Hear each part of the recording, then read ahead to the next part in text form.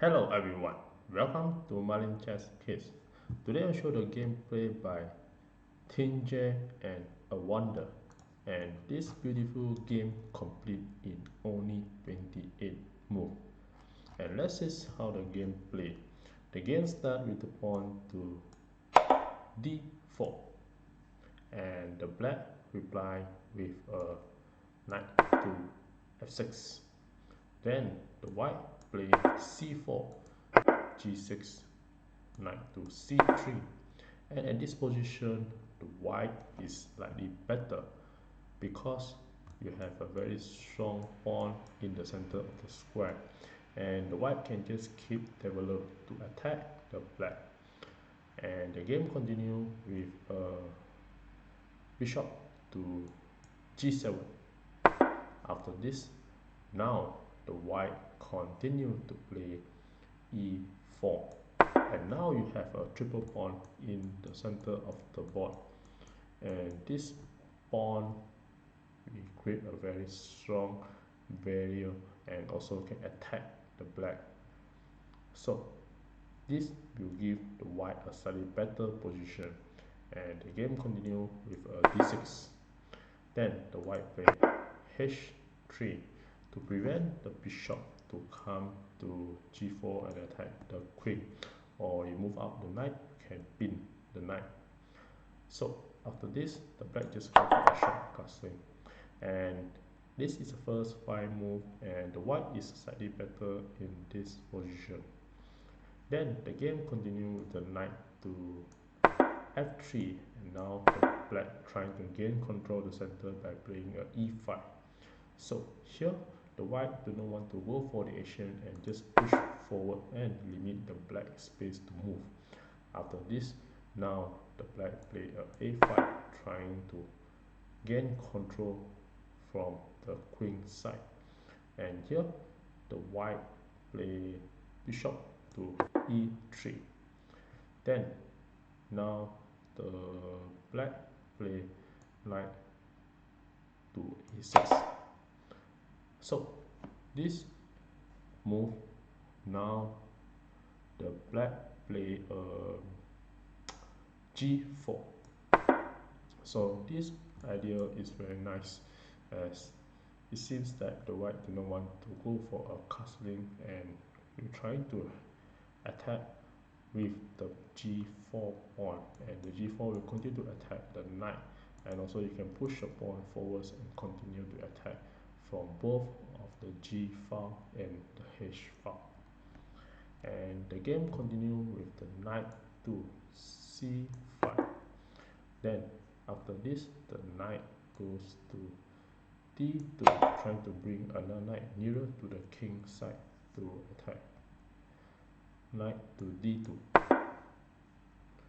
So after this move, c6 was played, and this will give the equal position for both sides.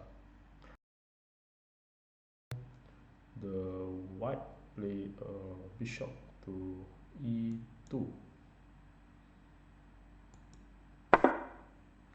and now the black play a4. After this, the queen to c2, then now the queen to a5, and after this f3 was played. Another suggestion that is g5, and this will remain equal for both.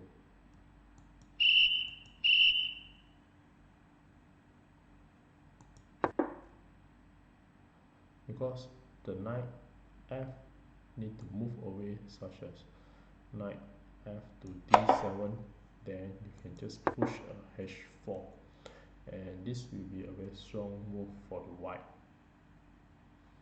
So in actual game, f3 was played, and after this the black developed the bishop to d7.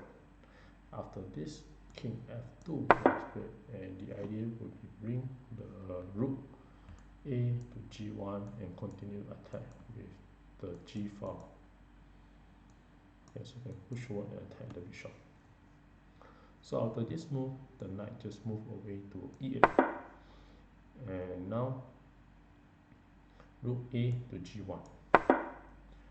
After this, a3 was played, and this is a first 15 move, and you can see the position still equal, and these two rook still has not much impact towards the black. So after this move, b3 was played, trying to not capture the pawn. After this, back to this position, another suggestion that the white can play would be b4, a strong sacrifice of the pawn, and this pawn will attack the queen and the knight. And if you capture with the queen, then the rook will back to b1 and attack the queen. And if the queen move away, for example, rook to b1, and if the queen move away, the only way they can run is to be queen a5. And after this move, now you can play a knight to b3, continue to attack the queen and attack the knight.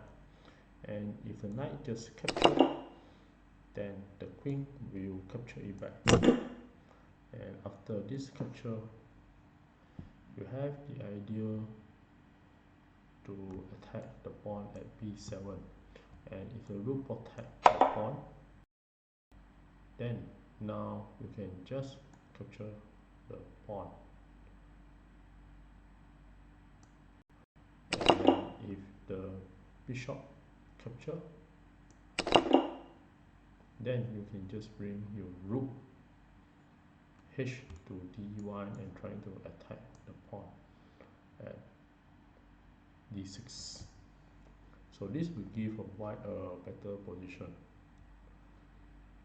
So in the actual game, b3 was played, and now the knight moved to c7. Then now the white trying to attack with the h4 pawn. So after this move, the knight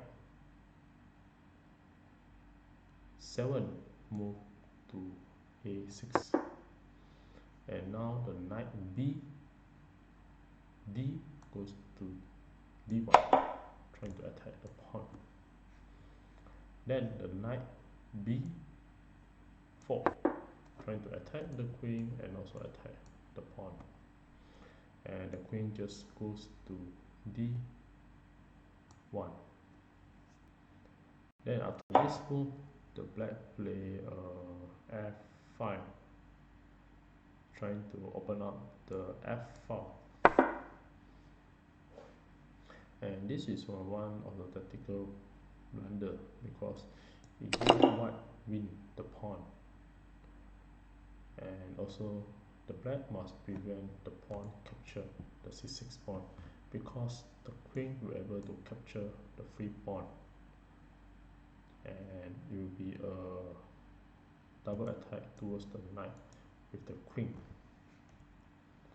So after this move, the pawn capture f5, and here come one of the great move by using a bishop to h6 and attack the pin bishop. So the rook just move to f7 and prevent the pin, prevent and protect the bishop. And at this move,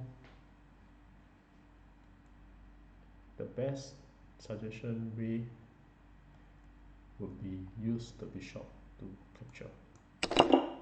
So after the capture, then the rook will capture, and now the pawn can capture the pawn first, or you can just go for the action. So after the capture, then the king capture, then now the pawn capture the pawn, and the queen will be attacked the pawn. So this one, if you use the pawn to takes, and the queen will continue to take the pawn. So back to this version, if you capture with the pawn first, such as pawn takes this, then if you capture with the pawn, and after this move, the bishop will just capture, and it will be winning for the white, because if you use the rook to capture,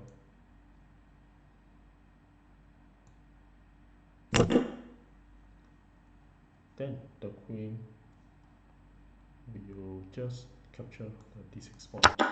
And after this move, if you move now the knight to attack the queen, then the rook will just capture, and it will mate in the next 5 moves. After king capture, then queen will just capture the bishop. The rook protected it has been captured. So it also can move queen to e7, and this will be more better because after this check, the king only have these 4 moves, and the king move to h8, then the rook will come to g1, and the mate will be continue to play at g7. So if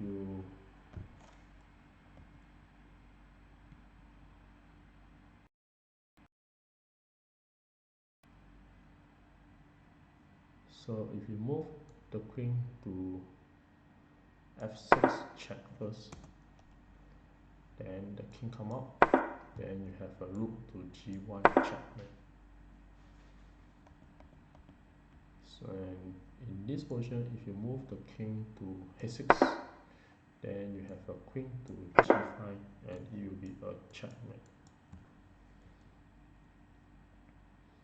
So after this move, the white just capture the rook,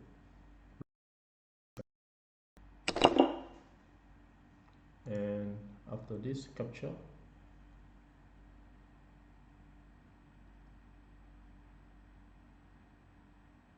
the black capture back the rook, and now the black move a g1, continue to force action. If you use the rook to capture, then the white will be winning, such as the queen capture and will be checkmate at g7. So for example, queen takes the rook, and it will be a check. And now if your king moves inside, then you have queen to g7 checkmate. And if you move the kings to f7, the queen will just continue to g7 and check, and the king go back to e8, then queen will goes to f8, and it will be a check. So it will be a very strong attack from the white. So in the actual game, after rook to g1, the black play rook to g6, and after this move, the white push h5, trying to attack the rook and have the open check and check the king. So h5 was played, and this is a move that gives white a clearly better position, because after this, queen to b6 was played, and this is one of the great moves to have the open check. So the knight move away, and it will be an open check. And after this move and this move, the black also give up the rook, sacrifice the rook. So thinking that after an open check, the king can escape and run away, the white just capture the rook. And in the actual game, after the pawn capture the rook, and it is a mate in 5, I give a couple to figure out how the coordination of the black play and mate in 5.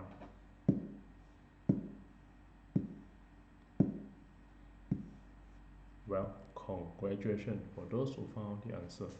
And for those who like to enjoy the show, here are the moves that the black play and mate the white. So in the actual game, the knight just capture the pawn and check the king, and this also allow the queen check, and here we have the open double check, and with this open double check, the pawn or the knight cannot capture because it's still checked by the queen, and therefore in this position the white need to move away the king from the double check.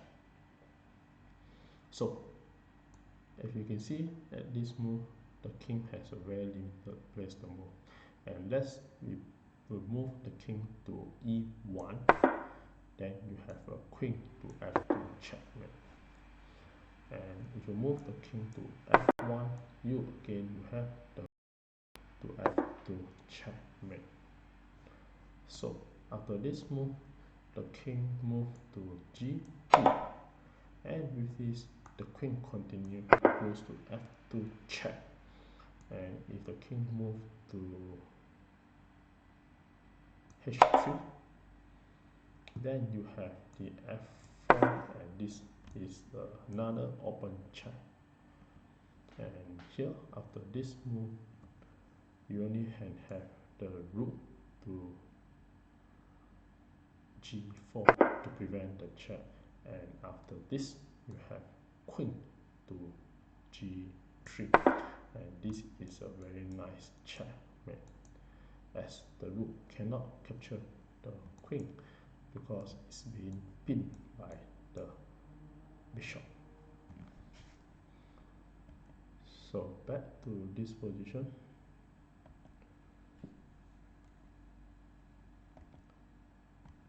If you move the king to h1, then now the queen continue to goes to h4 and check the king. So after queen to h4, now again nothing can block the check, and the king has to move to g2, and that is the only square. And after this move, the queen goes to g3, and again the king only has 2 squares, and with this move the white resign the game. And if you want to continue the game, such as you move the king to f1, you have a queen to f2 check. And if you move the king to h1, here you have a very nice ending with the knight to f2, and it will be a checkmate, as well as the knight also attacking the queen. So you have a very nice checkmate. And also, if you want to use the queen to checkmate, you can move the queen to h3, and it will be checkmate the king and also control the square at g2. So with this, thank you.